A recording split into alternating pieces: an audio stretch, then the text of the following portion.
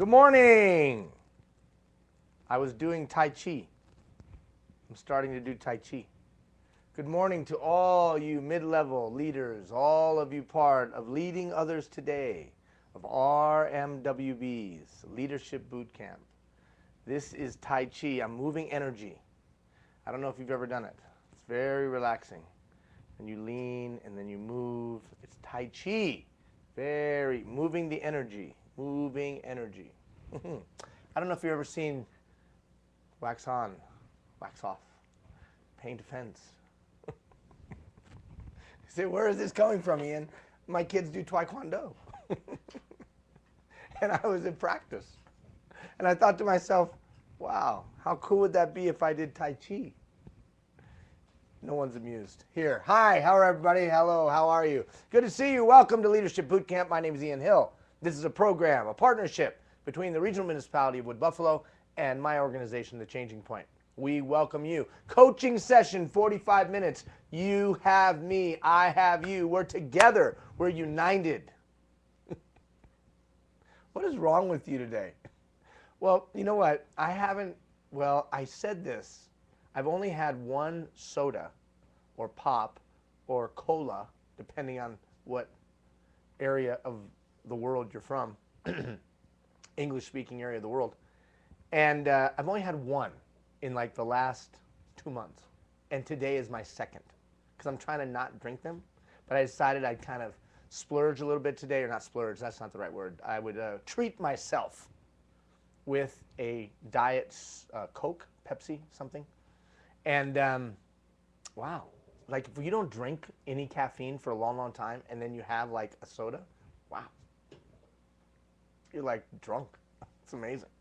Hey, listen. All right, what are we doing today? It's a coaching session for big picture, holistic systems thinking. When we were there face to face just a few short weeks ago, we talked about this concept of a systems thinker. That in the 21st century, the leader that would rule the day is the one that is the systems thinker. Because there's not enough time, energy, or effort available at your disposal to get done everything you need to get done. And that there's no way that you or I can handle it all. There's no way. And the only way to be effective, in my opinion, was to be a systems thinker. Big picture, holistic, proactive systems thinker. Remember, the world is a system. And there are tangible and intangible systems. A tangible system, a bike. A bicycle is a human mechanical interface system. And the bicycle allows me to travel faster, to move faster through space and time. Gene Roddenberry, Space and Time. It's a new Star Trek movie. To move faster through space and time than we could on our own. Now, unless you're Usain Bolt, you can't travel at 23, 24 miles an hour or kilometers an hour. You can't physically unless you're Usain Bolt. But with a bicycle, you can. Why? Because it is a force multiplier. Well, there was intangible systems, I tried to make the case, like social systems, cliques, groups of people that hang out together, and they are opposing other groups of people who hang out together. And there's just this unspoken system that evolves. Well, we don't go to that side of town, you know. Well, we don't talk to those people. Well, you know, they're not our friends, right? System. And we all kind of know the system in town, and we all kind of follow the system, and it's just the way we do it. Then you don't go to that place, or you don't go there. You just kind of an unspoken rule. I don't know, it's just what we do around here. Systems. And they can either be tangible or intangible, and they can either be proposed or intentionally developed for a specific purpose, or they can organically grow up. But make no mistake, there's systems in play. And whether that's the solar system, whether that's the ecosystem, or whether that's the way that we run our departments, can you even observe it? Can you see it? The big picture, holistic systems thinker sees the systems, identifies them, and understands that if I can affect the system, I have exponential impact. The challenge is that the system that's the most difficult to impact is the one that's intangible. The one that you can't put your hand on, but you can see the result. Then over the last 2 weeks, I've tried to do, and we've tried to do what we can, to give you some examples of systems, to help you start becoming a systems thinker. Give you some tangible examples. So we talked about a system for time, and that's we've been doing that extensively, a conversation around time. And I know we've had some email questions, which we'll get to in just a moment. And don't forget, you can always email your questions. Questions at RMWB-Leaders.ca. Or Margie's here today. Say hi, Margie. Hello. So Margie is here today, and she is ready to read questions on air, so you can also put them in your chat box. So we've been talking about time. And the reason that we really emphasize that system is because it is a system that can have exponential impact. It's a system that can have an impact in your life, within the four walls of your job, outside the four walls of your job. If you can learn to maximize the utilization of your time. But then we also posted some systems that we didn't talk about in the time that we were together. We posted some systems on delegation. We posted some systems on motivation. We posted some systems on communication. We posted some systems so that you could put new systems in your toolkit. Because if you recall, Archimedes taught us through his compound pulley, through his fulcrum and lever, and through so many of the other things that he did. He said, give me a place to stand and I will move the world. Not because he had superhuman strength, not because he was superhuman intelligent, although he was pretty smart, not because he was superhuman talented, but because he had the right system. With the appropriate system, for the appropriate time, with the appropriate attitude, I can do just about anything. And so can you. So we have about 35 minutes today, 35, 40 minutes. And we're going to be together for 45 minutes. So we have about 37 minutes to go. So all we're going to do is take the questions that you asked about systems. So Margie, I know we've got some questions. Let's start with the first one. Yes, we do. First question, how do you use the delegation matrix? Okay, the delegation matrix. So some of you, it's right there on the portal. If you haven't watched it, watch that delegation matrix video. But the simplicity is this. You must be able to delegate effectively. And not just you, but I would suggest organizationally. We must be an organization that delegates effectively. See, delegation's like a valve when it comes to water. What? I don't understand. Well, usually at the head end of any source of water, it usually comes out pretty fast. There's water. And whether that's coming off of a snow melt of a mountain, water, or whether that's from some kind of man-made water source, water, it comes out pretty good. But then, as it comes down that pipe, if there's impediments, if there's debris, if there's a closed valve or a partially closed valve that's been stuck partially closed, all of a sudden all that water eventually to the end gets to be a trickle, trickle, trickle. Well, the same is true in organizations. Somehow we got to open up the valve of vision. We got to open up the valve of talent and ability and effort and direction. And you know what that valve usually is? The capacity to effectively delegate. Poor delegation manifests itself like this. I didn't know you wanted me to do that. Poor delegation manifests itself like this. I can't believe you didn't do that. Poor delegation manifests itself like this. What the hell are you doing? Poor delegation manifests itself like this. Why the heck won't you let me do anything? All four of those are the manifestation of poor delegation. And this is also a manifestation of poor delegation. Oh, why am I expected to do everything? Why can't these people do anything? All a manifestation of poor delegation. Now, why don't we delegate? To the questioner, how do I use the delegation matrix? Well, the reason that we don't delegate effectively is because we don't have a sound system. So we give people things to do and they drop the ball. We give people things to do and they fail. We give people things to do and they don't do it very well. And so we say to ourselves, to hell with all of them, I will do it myself. It's just easier to do it myself. Well, it's not, frankly.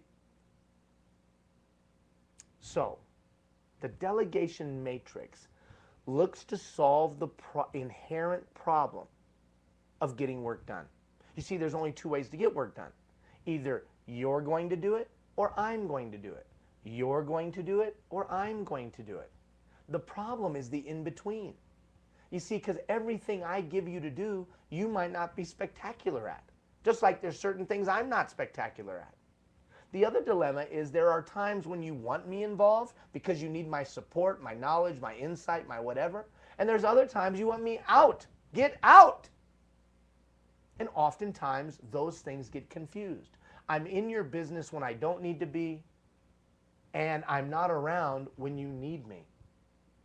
The proactive, holistic systems thinker realizes that I can take and mitigate the potential negative impact of poor delegation or delegation in general, and I can increase another person's capacity.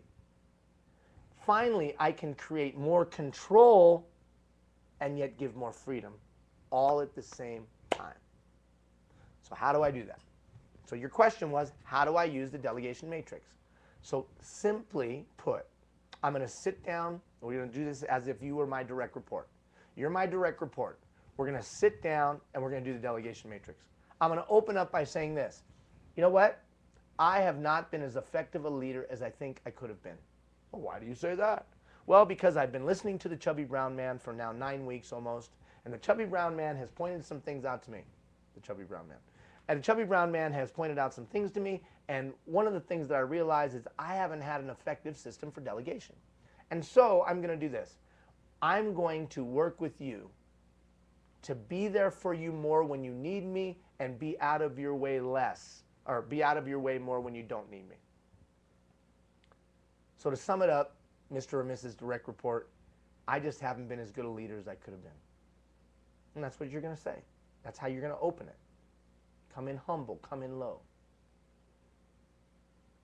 So from now on, we're going to be proactive in the way that I handle delegation with you. And it's all going to be based on proficiency. See, this whole thing is based on proficiency. So then you're going to take, I got my handy dandy little board here. You're going to take everything that that direct report does and you're going to list it. Everything the direct report does, you're going to list it. Because we're going to break it down.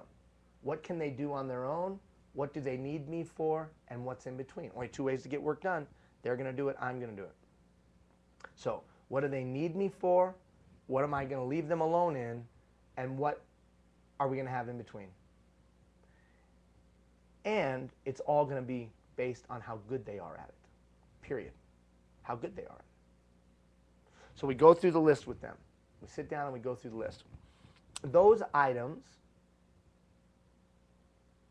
that they're not so good at, that they don't have experience or knowledge or whatever, for whatever reason, we're going to put those in the first category. Put a triangle. So that's a triangle, and that's a triangle, and that's a triangle. And we're going to make that category ask and recommend. Right? Ask and recommend. Now, why is it ask and recommend? It's ask and recommend because they're not so great at it. But notice it's not just, well, I want you to ask me before you do it. It's come to me with a recommendation so I can coach you, so I can hear your thought process, so I can begin to evaluate if you're ready to move on and be able to do it on your own. At minimum, I can coach you along the way, teaching you. But you're still going to be able to go do it, but I just want you to vet it with me first so I don't get some phone call from my boss. Then we're going to identify those areas where they have some proficiency. Some proficiency, let's say. Some proficiency. In that, we're going to say ACT, A-C-T, and report right away. Report immediately. Report immediately. So you can go do it, but keep me in the loop right away so I can continue to evaluate, coach, guide, help, assist, or correct if maybe there's a problem. Then there'll be some stuff left over. There'll be some stuff left over. Whoop, diamond. We'll make it a diamond. Diamond, some stuff left over. The diamond, if you will, is act and report periodically. Now, I should have said, those stuff that we have left over, the next category that we're looking for are the things that you're pretty good at. You're pretty good at it, and so you act and report periodically. Now, anything that's left over, I would assume that you have high proficiency. Anything that is left over, you have high proficiency, and we'll say act on own. Act on own. Go for it, dude. You're awesome. Just as long as it's within our goals, our principles, and our values. So, to the questioner, I would sit down and go through this with your direct report. And then there's going to be natural back and forth. There's going to be, well, I don't know. I'm pretty good at that. Why can't I do it? Why can't I do it on my own? You know what I'd say? Fine.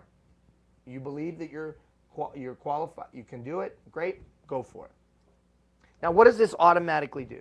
Look, I only need to be directly involved here. In this area, you're going to take off and do, but you're going to let me know right away. In this area, you're going to take off and do and let me know once a month, once a quarter, whatever. In this area, you're just going to take off and do. But so I've given you more freedom, but I'm focused on the areas where you're not proficient, so I've actually gained more control. Now, what would this do? It would defrag your life. Yeah, if you've got that computer mindset, it would defrag, it would open up space in your life. So practically speaking, I sit down, I say, hey, I haven't been the kind of leader I wanted to be. Then what do? Then I go through it with them. And we identify the 4 categories, and we drop their responsibilities into the 4 categories. And then we have to revisit regularly. And that's a key. This is a living, breathing tool. It's a living, breathing tool. Now, as you know, EDSS is has been implementing the professional growth plan for each individual. So this is a great tool within that. This is a great tool, a great complementary tool to that concept. So practically speaking, once I implement, I then have to manage that tool. What does that look like? That might mean we sit down every 90 days and quickly review it, or 3 times a year, every 120 days. I wouldn't go much more than that. And we just quickly review it. Because maybe we need to move it. You know, you've come to me, you've asked and recommended in this specific instance 3 and 4 and 5 times in the last 120 days, and man, you get it. You totally get it. So why would I continue to have you do that? I wouldn't. I would go like this. You totally get it. Let's move it to act and report periodically. Or maybe even act on own. Go for it, man. Awesome. Okay, let's say it goes the other way. Over the last 120 days, you've been acting and reporting immediately, and each time you've reported it immediately, I've had to coach you in it. So maybe we have to move that back. Okay, for the next 120 days, let's just talk about it before you go off and do it. Make sure we're on the same page. Make sure philosophically we're in a line. Yeah, let's talk about it. So it's a living, breathing document. Now, what you're going to find is in a short period of time, the majority of what they're doing, you feel comfortable with. They know your standard. They know what you appreciate and what you would like, and you feel comfortable with them doing it. Those areas that are jugular, right, could get you in a lot of trouble, you still have deep involvement in. Those areas where you feel totally comfortable and they're proficient, you have no involvement in. This is the only way, in my opinion, you can truly effectively empower someone. We talk about empowerment. The only way you can truly empower someone. because now they are empowered in real and meaningful terms. Now here's the other thing. If it's act on own, you got to let them act on own until they prove you otherwise. You got to just let it go. Don't micromanage their how. I don't like how they do it. Okay, why not?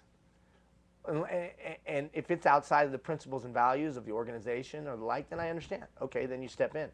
But in most instances, do I really care how they do it as long as it's within the principles and values of the organization? I don't like their style. Well, do you want results or do you care about style? I don't like their attitude. Yeah, but even in attitude, I would say, as long as their attitude isn't negatively affecting people around them, they're just kind of a curmudgeon, but they work, and they're a hard worker, and they produce, then I'll let them be a curmudgeon. I don't care. As long as their curmudgeonness doesn't negatively impact those around them. All right, delegation matrix. Go back and watch the video. That's how I would implement it, delegation matrix. All right, Margie, next question. Next question. I'm having a hard time identifying my high leverage activities. Okay, high leverage activities. High leverage, this is a high class show. And since it is, I use my hand instead of some kind of whatever. That's because I'm a man of the people. Man of the people. I don't need some fancy tissue. I use my hand. Man of the people. All right, listen. High leverage activities. So remember the concept. The concept in maximizing utilization of your time was that there was Pareto's law tells us that there's some activities that when we do them provide us a greater return for our time invested. So that there was some activities that when they are, can you even see that? There you go. There was some activities that when done provide me greater impact than other activities. Because remember, Pareto said that 80% of the activity come from 20% of the specific activities. I'm sorry, 80% of the results come from 20% of the activities. That there was certain activities that did more for you. That they were more valuable when you did them. And that every task, vocation, or role that we played in our lives had some of these activities. And I use the term high leverage activities or high return on investment activities that we understood the concept of ROI. Okay, so that's the background. So now let me give you some examples. Oh, and on the side note, that there were some activities that when done produced less. They actually were drained your time. So the concept is that if I am a proactive, holistic, big picture systems thinker, I will identify those activities and I will put them in my calendar proactively. Because so many of us, and somebody emailed me the other day, and you know who you are, and said you were urgency addicted. Because so many of us are urgency addicted today, and so we don't do these high leverage activities. And yet I would suggest to you they need to be the first ones that are in your calendar. All right, long-winded setup to say this. Let's give you some examples of high return on investment activities. Let's say you're a manager of, in your current situation, you manage people. I've always found that one of the most important activities I can do was meet with my people. What do you mean?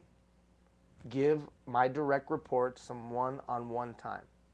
Uninterrupted, carved out in the week, proactively, regularly, intentionally scheduled, where they get me. And they can talk to me, and I'm here for them. And they drive the agenda. They drive the conversation. Now, why would I do that? Because the high leverage activity is the activity that can kill a couple of different birds with one stone. The activity in which I can do multiple things all at once. Now, what does that one-on-one time do for me? Well, the first thing it does is give me some insight into the culture of the group. It gives me some insight into their personal temperature, right? I get to take their temperature, their pulse. Third, I clarify expectations in that meeting. I can check for understanding. That's the fourth thing I can do. The fifth thing I can do is provide direction, vision, correction, so I can coach. The sixth thing I can do is motivate in that meeting. I can motivate them and give them a pep talk if that's what's necessary. 7, I build trust. I can build trust in that meeting. And that trusting relationship will serve me well. 8, I can make sure that they are doing what they are supposed to be doing, so I can check performance standards and the understanding thereof. So in that half hour or 45 minutes that I spend with them, I can get 8 things done. 8 things. That would be a high return on investment activity. And yet, when we look at our schedules, what's the thing we're always saying to ourselves? I got to spend more time with my people. I got to be able to spend some one-on-one time with my people. I got to carve out some time for one-on-one. Yeah? So proactively do so. Okay, how about this one? What's the number one activity you could do with your kid? What's the activity that if you did it would have the greatest meaning, greatest purpose, greatest whatever? Such an impact on that kid. You know, the whole concept of quantity time, quality time. Well, I don't want to go into that whole thing. But I would say this, there are probably some activities that when you do them, they make the greatest impact. You know, for us, one of them is dinner, supper. Supper. If we will make a conscious decision to make the meal together as a family and then sit down and eat the meal together as a family, it is a high return on investment activity. Huge. Huge, huge, huge. What do we do in that? We teach principles. We teach values. We listen. We find out exactly what's going on in school. So it's a safety time. It's a time for us to check the safety of our children. That hour, 45 minutes, hour and a half is so valuable to us because it's a high return on investment activity. Now, I know Gina and I have talked about it many times. We find ourselves moving so hectically sometimes, we just don't have time to sit down and make dinner. We don't have time to, what? We don't have time not to. It's an important, we can kill 7 different, 8 different birds in one stone. We don't literally kill birds with stones. Although I think there was one time when Gina's mom killed a chicken with a brick. But that's a whole nother story. Right now, she's pissed that I'm even bringing that up. Her mom killed a chicken with a brick. That's the most ridiculous thing I've ever heard in my life. Anyways. Okay, so my point is that high return on investment activity. Those are 2 examples. How about for you personally? What's the number one thing that you can do in your own personal life that re-energizes you? Go for a walk, go to the gym, listen to some music, read a book, sit on top of a mountain. What is it? Fly up to Fort Chip, do a little fishing. What is it? What's the thing that you know in your heart that when you do it, it provides the greatest return? It energizes you, it refreshes you, it centers you, it brings you back to groundedness. You're at peace. What's that thing? Wouldn't we be smart to proactively identify that thing and then proactively time block it, as we've discussed over the past few days? Time block it into our schedule? I mean, you would stop, and when you put it in those terms, you'd be like a fool not to do that. Because you know it's going to, well, I don't have time for that, Ian. It's too hectic. But wait a minute. You just said that when you do that activity, it grounds you, it focuses you, it refreshes you, it re-energizes you. That was Covey's whole thing, was sharpening the saw. Maybe you've heard of that before. His thing is that a lot of times the guys that are cutting the trees with the saws, back in the olden days, they would cut and cut and cut, but the saw would get so dull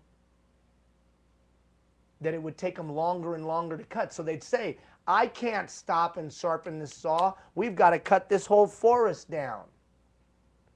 And the old lumberjack would say, well, yeah, buddy, guess what? If you don't stop and sharpen that saw, it's going to take you twice as long. The principle applies in this high return on investment activity. So for you, what's that thing that when you do it, it provides you re-energizing, so on and so on. So to answer your question very directly, that activity that gets multiple things done just by doing that activity. What are those? Last one. If I manage an area, like if I'm a facilities manager, being out in my facilities is one of the most powerful things I can do, because during it, I'm with my people, so I'm coaching, right? I'm checking standards. I'm checking cleanliness. I'm checking maintenance. But I'm also checking our policies, our procedures, to see if they're being followed. What is that? Where does that come from in the studio? To check and see if it's being followed. The next thing I know, I'm able to do 2 and 3 and 4 things through one activity. So what are those activities that you can get 2 or 3 or 4 of your big picture, your holistic things done all at once? Hope that answers your question. All right, Margie, next. Next question. Explain the meaning of the time matrix exercise. Explain the meaning of the time matrix exercise. Okay. Now, here's a funny thing. You're in the middle of the time matrix exercise today. Now, tomorrow, which would be the 4th day, we're going to send you a video. And that video, it's about 17, 18 minutes long. It will explain the time matrix. Now, a couple of you have sent me notes saying, hey, Ian, we already do this time matrix. It's how I quantify utilization of my time and the time of those around me. Or it has to do with the way we do time cards or projects or whatever. Okay, that's cool. But there's a difference between tracking your time for productivity and tracking your time to see if you're utilizing it to its maximum. In other words, when I say, Ian, you're splitting hairs. No, follow me. What I'm trying to get you to do with this time matrix is, 1, see where your time goes. But also, the simple question is this.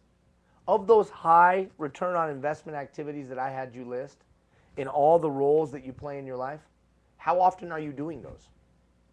So when you're doing your tracking of time, how often are you doing those high return on investment activities? Do you see them on your calendar? So tomorrow, you're going to get an email, and that email will explain the exercise. Watch it. Watch it. And it walks you through how to analyze, how to analyze your week. Now, once you've done that, once you've looked at your week and said, wow, I didn't realize how much time I spent this, and this. Or, wow, I do have some of those high return on investment activities in my calendar. You're then going to project. So next week, and we're going to see you next Tuesday. Next week, what I'm going to want you to do is sit down and proactively take a holistic view of your week, and then begin to, as we talked about in the training, drop in first the high return on investment activities, then drop in the things you know are going to happen, meetings, deadlines, whatever. Then the things you can assume are going to happen. Got to have some time for email if that's a part of your job. Got to have some time for answering phone calls, whatever. And the next thing you know, I got a schedule for the week. So the time matrix exercise is looking back, and then we're going to use that as a springboard to start to proactively and aggressively begin to maximize the utilization of our time. If my daily activity is in alignment with my quarterly goals, and my quarterly goals are in alignment with my annual goals, and if my annual goals are in alignment with what I hope to be someday, that alignment will ensure that I have a greater chance of success. The simplicity of goals is, here's what I want to be before I die, so what am I going to do right now? This is what I want to do before I die, what am I going to do right now? This is what I want to do before I die, what am I going to do this week? This is what I want to do before I die, what am I going to do this month? Yeah, but I don't have control of that all the time, Ian. You're right, you don't. But there is some space you do have control. So that space you can control it. And make sure it's in alignment with where you want to go. That's a funny thing. That's a funny word, that word alignment. You know when your back is out of alignment. You know when your car is out of alignment. When your car is out of alignment, Jeff, how much more does it cost you? A lot more. It costs you a lot more from gas to tires to wear and tear on the struts and the suspension, all because your car is a little bit out of alignment. Or how about when your back is out of alignment? How annoying, how painful, how whatever. You're not your best. Your car's not your best. Well, there's organizational alignment. And there's alignment of time, its utilization, and the goals that I hope to reach. If my daily activity is in alignment with my long-term goal, I'm going to reach my goal. Or at least the likelihood increases significantly. My little 10-year-old girl, Nia, wants to be a championship swimmer. Nia, if you want to be a championship swimmer, then you got to get your butt out of bed at 6:30 in the morning, and I will drive you to the pool. And we will dive and work on your start for an hour. Instead of laying in bed, or instead of watching on your iPhone, instead of those things. So it's just a priority decision. Well, you sound like one of those crazy dads that make their hockey dads and kill their kids, beat them to death till if they win. No, that has nothing to do with it. Because I've never said to her, I want you to be a champion. I haven't said that. She came to me and said, I want to be a champion. Well, if you want to be a champion, then here you go. Then your daily activity better be in alignment with your long-term goal. That's it. I don't care if you swim. I just want you to be, be happy and give your best. That's all I care about. And let the chips fall where they may. But if you really want to be a champion one day, then you got to act like it today. And you got 86,400 seconds in a day. How do you want to invest them? Here they are, little Nia. How do you want to invest them? And the same is true for me and you. Hey, Ian, you got 86,400 seconds today. How are you going to invest it? Are you going to invest it by whining and complaining that the world will not bend to your will? Or are you going to take the time to sit down and build a plan? So the time matrix exercise helps you build an effective plan. I don't have time to do that. I'm too busy to do that. Okay.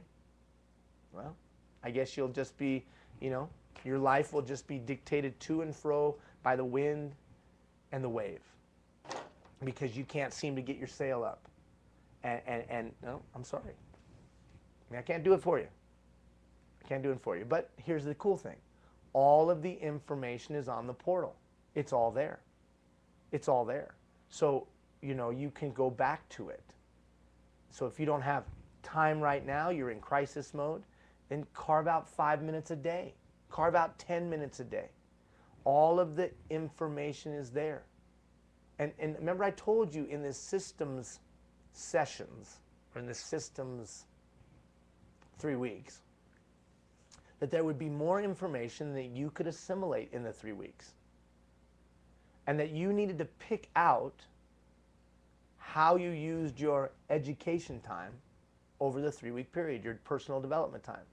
Maybe it was focused on delegation. Maybe it was focused on motivation, right? There's a great video on a system for motivation. Maybe it was focused on interpersonal communication. There's a great video on interpersonal communication. Maybe it is focused on those things. Or one of those things, I'm sorry. And then you'll come back later and focus on the others. Maybe you're focused on delegation and you'll come back and get communication later. But all of us, I think, can benefit from putting a little energy into how am I doing at maximizing the utilization of my time. And remember, that's fundamentally different than managing my time. Managing my time is about to-do lists and calendars. Maximizing utilization of my time is about proactively identifying where I'm going with my life, identifying the roles that I have, goals that I have within those roles, and then the activities that would get me there faster, the high return activities. And then proactively time blocking my week out, and then managing that process. That's a far cry from a to-do list and a date book. All right, so that was a long-winded answer to, can you explain the time matrix? Because what I could have done is just said, tomorrow morning you'll get a video that will explain the time matrix. Next. All right, Margie, next question if we have one. No more questions. All right, no more questions. We got 5 minutes to go. So if you have a question, now's the time to ask. You can email it in at questions.rmwbleaders.ca, or of course, you can put it in the chat box. Commitment. Huh? Commitment? I asked you for your commitment. So where are you at? Now here's the funny thing. Tuesday morning when we meet, there will be a lot fewer people. Why? Because on last week, I asked you for your commitment. Didn't I? Big button, commitment. And so there'll be people that will be afraid to show up because they know they haven't made their commitment. That's what happens all the time. The numbers always drop right about now because all of a sudden it got real. What's your commitment? And you know that I'm checking whether you have put in a commitment or not. Now, some of you, I've responded to your commitment. Others, I have not. I'll get to you this weekend. But I'll respond to your commitment before we're together there next week. It's not meant to be like this guilt trip. It's not meant to be this burden. It's just meant to say, come on, you ready? Let's get better at something. And let's put it on paper and let's give it to somebody else. Remember, because those were some of the key principles to changing. And remember, I had you write down 3 names of people whose lives would be better if you were willing to change something? Whose lives would be better if you were willing to change something? Are you willing to change something? Well, show me. Show yourself. Put it in a commitment. Now, some of you have sent in commitments that are big. Big, big, big, big, big vision. Others of you have sent in commitments that to you, because you said it, this is kind of small. But I don't think any of the commitments are big or small. They are what they are. But I know this, any one of those commitments, when fulfilled, is huge. When the change actually occurs, is huge. Why? If an adult can actually pick something out that they want to get better at, build a plan to get better at it, stick to the plan to get better at it, and then at the end of the term be better at it, that's rare. Right, Jeff? That's rare. People don't go around doing that proactively. Now, they might do it because of a crisis. They might do it because of they've been threatened. They might do it out of direst need. But most people aren't proactively doing that regularly. You know what people are called who go do things that most other people won't or can't do? Those are called leaders. Yeah, they're called leaders. They're leaders because they are the kind of people we admire, and they are the kind of people we say that's pretty cool, and they are the kind of people that we go, wow, I can't believe they did that. And then we say to ourselves, wow, because they're doing things I don't know if I could do myself, I'm willing to give them some allegiance. I'm willing to let them lead me a little bit. And finally, one of the reasons you need to make your commitment is because you sent out those surveys. And in those surveys, they told you some of the things that you could get better at. So commit to it. Trust me, it's worth it. It will be a high return on investment activity. Why do you ask a question with 30 seconds to go? Go ahead. Can a team hold you accountable? Absolutely. It's like you guys are holding me accountable. Remember, my commitment was that my commitment to all the boot camps was that every day was not going to be the Super Bowl with my kids. Every day was not going to be the Grey Cup with my kids. Every day was not going to be the Stanley Cup 7th game with my kids. That I didn't need to motivate my kids every second of the day. Well, you just talked about taking your daughter to the... She asked. But I don't need to do it. Remember, that was my commitment. My commitment was that over this 15 weeks, I would work hard on toning it down a notch with my kids and be more nurturing instead of a drill sergeant, right? More nurturing with them. Now, how am I doing on that? I don't know. I got a lot of work to do. And I only got a few weeks to go. Better get on it, right? So I do think a team. So what's your point? My point is that I told all of you, because you're like a team and you can hold me accountable. Now, how can you have the team hold you accountable to your commitment? Because I think that's the important part of the question. I would stand in front of the team or the group and I would say, this is what I've committed to. I got the surveys back. I got the information back. And here's what I'm going to work on for the next 90 days, 120 days. And I'd like to have all of you hold me accountable. Here's my plan to get better at it. And I'll be following up with you individually to see how I'm doing. And do me a favor, when you see me doing X, Y, and Z, you know, give me the high sign or give me the wave or do the Three Stooges thing or whatever. Isn't that what he did? Right? And then you might say, and in 90 days or 120 days, I'm going to resend out that anonymous survey and let you check and see how I'm doing. And I'll check with you to see how I'm doing.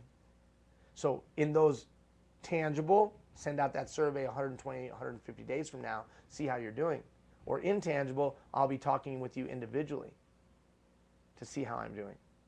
Or operationally, hey, give me a high sign if you see me going sideways. All three of those are ways that the team can hold you accountable. And you know what? That's powerful leadership. You would and I would admire a leader that would be willing to do that. Hope that answered your question. All right, any other questions, Margie? All right, we've come to the end of our time together. Don't forget to put in your commitment if you haven't. Those of you that have, that I haven't responded to, I'll do that this weekend so that I've responded to all the commitments before we meet next week. Don't forget next week, we're raring to go. We're raring to go. I think, and I'll have to check on this, I think we're in the theater though again. I'll have to check on that. I'll have to check. All right, thank you for all you do. Have a wonderful weekend. I look forward to seeing you next week. Take care, everybody.